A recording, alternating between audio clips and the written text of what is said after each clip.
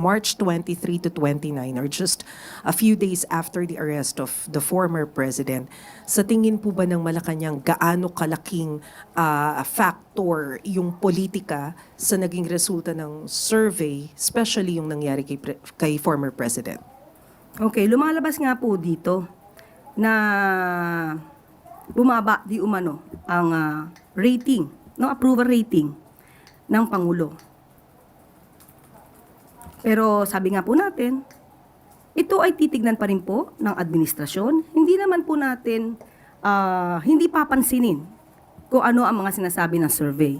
Pero muli, 2,400 ay hindi po ito kabuuan na sentimiento ng buong Pilipinas.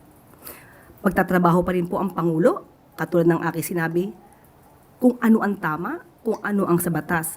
Hindi dahil ito ang idinidikta ng tao na hindi naman naaayon sa batas.